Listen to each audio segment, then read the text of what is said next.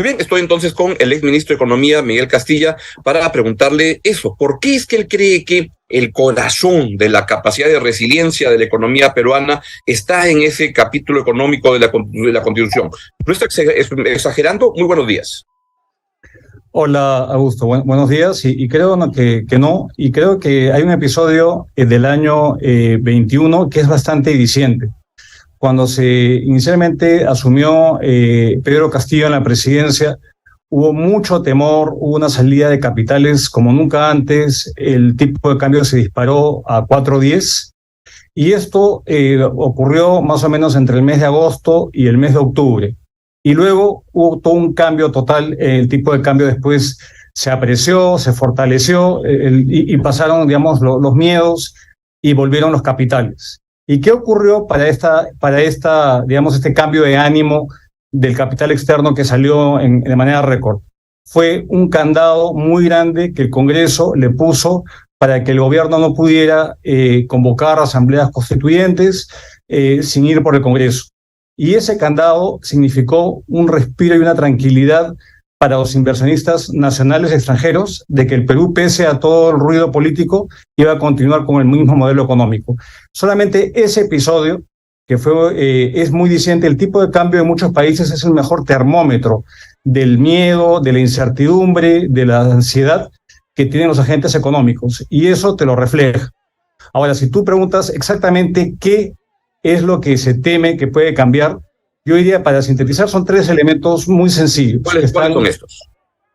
Yo diría, lo primero es, si uno ve el artículo 84 de la Constitución, se le da plena autonomía al Banco Central y más allá de eso, se prohíbe que el gobierno se financie del Banco Central pidiéndole préstamos.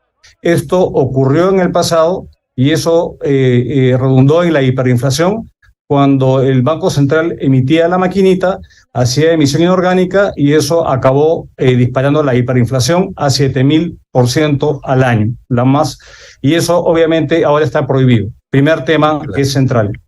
Lo segundo, que creo que es muy importante y que se consagra, digamos, en un capítulo económico bastante liberal que respeta las libertades económicas, tiene que ver con el artículo 60. El artículo que regula el rol subsidiario del Estado. El Estado, la Constitución establece que tiene responsabilidades muy concretas en materia de proveer salud, educación, seguridad, agricultura y otros temas más. Pero en ese artículo, lo que se refiere al artículo 60, que condiciona, digamos, el rol del Estado, es que la actividad empresarial la lleva adelante el sector privado.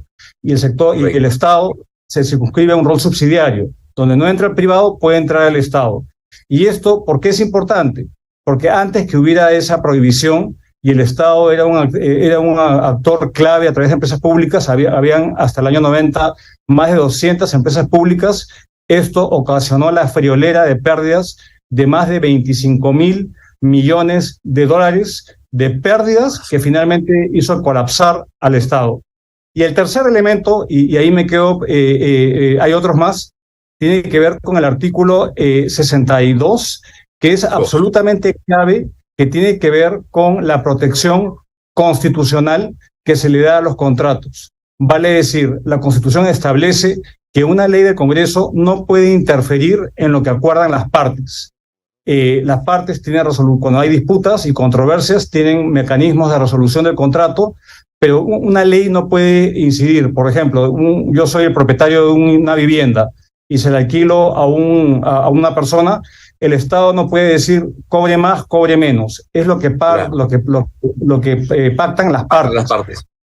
Cuando el Estado contrata o hace una concesión, igualmente no puede, digamos, al concesionario cambiarle las condiciones con una ley del Congreso. Eso lo prohíbe la Constitución y eso ha valido, Augusto, que en los últimos 30 años la inversión extranjera directa en el país haya tenido un crecimiento exponencial y se haya multiplicado 75 veces en el lapso de 30 años. Entonces, esos son tres elementos que hacen que nuestra Constitución sea mucho más liberal y hay otras más y que proteja la inversión, y esto ha sido obviamente la columna vertebral del hecho de haber reducido la pobreza de niveles de por encima del 60% a niveles en el mínimo de 19%. ¿Y qué es lo que falla cuando la izquierda peruana plantea de hace mucho tiempo que lo más importante es cambiar la Constitución, pero para cambiar el capítulo económico de la Constitución? ¿Qué cosa le impide en este momento, en términos de mejores políticas públicas para los más pobres, la actual Constitución? ¿Algo impide? Yo recuerdo cuando fue ministro el ministro Pedro Franque, una de las cosas más interesantes que dijo fue cuando se pronunció y dijo, la verdad que esta Constitución no impide en absoluto aplicar ninguna política pública. Pero ¿por qué la gente izquierda en general cree que es un corset que impide trabajar para los pobres? A ver, mira, Augusto, antes de responder eso, creo que las dos herramientas redistributivas que se tiene en la política pública es el gasto público y los impuestos. Y no hay nada que impida en la Constitución aumentar el gasto. Digamos que el gobierno plantea una política expansiva de gasto dirigida a los más pobres, en programas sociales y en infraestructura social, en lo que sea cerrar brechas, o a hacer los impuestos más progresivos, vale decir que los que tienen más paguen más, que son las herramientas inminentemente redistributivas. Incluso las pensiones, que es un tema también de la seguridad social, la Constitución garantiza el pago de pensiones como un tema intangible que no se puede tocar. Entonces, en esa parte yo creo que son las herramientas vitales. Lo que la izquierda, no solamente de ahora, sino incluso en la época en la cual yo era ministro y el Congreso de la Gran Transformación apuntaba, era a un rol subsidiario, que eso era el corset que limitaba esa actividad pública en sectores denominados estratégicos. Y ellos lo que querían... que quisieran crear empresas estatales para ocuparse de esas actividades. ¿A eso se refiere? Correcto. Así es. Y eso, la Constitución no es que no prohíbe crear empresas públicas. Lo que tiene que hacerse es demostrar de que hay un rol subsidiario, no compite con el sector privado. Y de hecho, muchas veces en el Banco de la Nación, que es una empresa pública financiera, llega como oferta única bancaria a la punta del cerro, literalmente, donde el sector privado no llega, y ahí no hay ningún problema. Y de hecho existen 35 empresas públicas en el ámbito de FONAFE, más Petroperú, más casi 50 empresas de agua y saneamiento municipales. Entonces, el problema de todas estas es que muchas se manejan bien, pero la mayoría se manejan muy mal, y hemos visto casos recientes como el de Petroperú, en la cual el Estado es muy mal empresario y manejar riesgos lo que hace es generar contingencias fiscales. Si con las justas puede desempeñar los roles que le da la Constitución en materia de educación, salud, seguridad, ¿cómo no tiene sentido? Es absurdo acometerse actividades de riesgo, que para eso está el emprendimiento privado. Y eso diferencia de otras izquierdas de la región que son mucho más inteligentes, con capacidad de entender justamente lo que dice, que las políticas distributivas se manejan en temas tributarios y en temas de programas públicos que se dirijan a esos sectores que se quieren beneficiar, y que eso no pasa en modo alguno por la Constitución. ¿Cuál sería el impacto? Que ahora leía, por ejemplo, al doctor Eguiguren ayer, que decía, pero ¿qué cuesta poner una preguntita más en la balota de la próxima elección? ¿Le parece a usted que debería haber una asamblea constituyente, un referéndum para, si se puede permitir? ¿Qué efectos económicos tendría esa preguntita tan ingenua? Es que no es tan ingenuo, Augusto, y yo voy a dar dos ejemplos muy claros.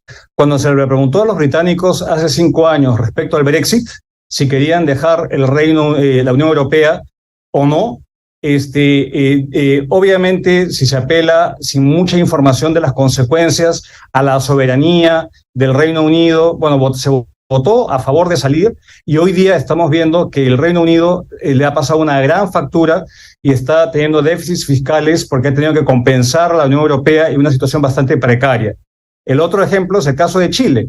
Cuando hubo un momento constituyente en ese país y se apeló al llamado de un proceso constitucional, eso ha sido un parteaguas en el caso chileno, donde ya felizmente el proyecto inicial, que era un mamarracho, la población chilena no lo aprobó, pero de hecho hay temas que sí van a ser cambiados en la estructura en esta nueva constitución que el Congreso chileno está redactando. Entonces, esto lo que pasa es que toma mucho tiempo, tiende a paralizar a la economía ante la incertidumbre y no resuelve los problemas de fondo.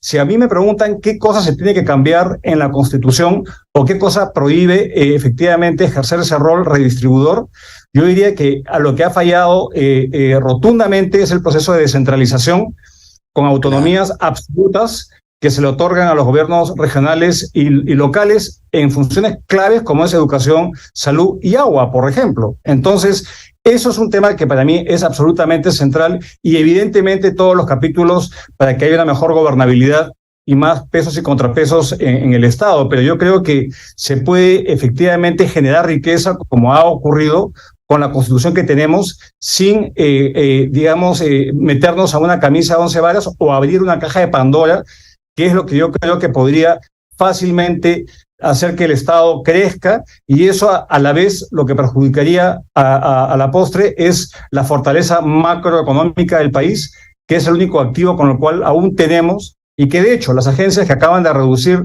la perspectiva reconocen, el Perú tiene fundamentos macroeconómicos sólidos, pero si se fuese a cambiar el capítulo económico probablemente se va a vulnerar y debilitar la fortaleza fiscal ante un rol estatista que se tiene que financiar de algún lado, y eso podría hacer que perdamos el grado de inversión y que volvamos básicamente al punto donde iniciamos este proceso en el año 92.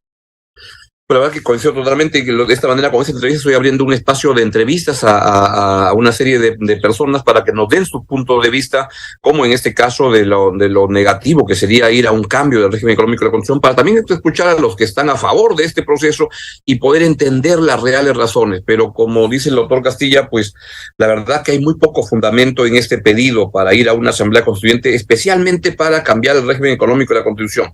Doctor Castilla, algo más que agregar. Entiendo que está en el Congreso de la República por entrar a una sesión de la Comisión de Economía, ¿no? ¿Qué está haciendo por ahí?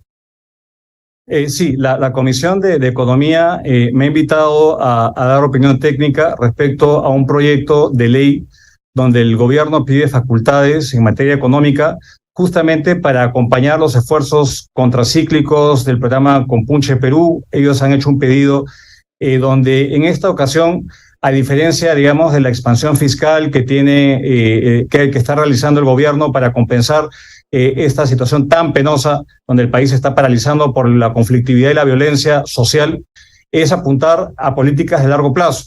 Tenemos una brecha de infraestructura muy grande, tenemos problemas muy severos donde no se gasta bien la inversión pública, tenemos temas de calidad regulatoria, y hay una serie de otros temas donde el gobierno, digamos, no se ha quedado pasivo y creo que hace bien en tomar cierta iniciativa y plantear un proyecto de ley de facultades por 90 días al Congreso. Y esto se va a discutir. El ministro Contreras ya estuvo acá, entiendo, en el Congreso y has invitado a un conjunto de especialistas, de expertos independientes para dar su opinión respecto a esta iniciativa. Pues le quiero agradecer muchísimo al exministro de Economía, Miguel Castilla, por darnos sus opiniones y abrir este espacio que quiero tener acá para conversar sobre el capítulo económico de la Constitución y quitarle muchos mitos y muchas mentiras que hay alrededor de este debate. Muchas gracias, doctor Castilla, que esté muy bien. Muchas gracias, Augusto. Un abrazo.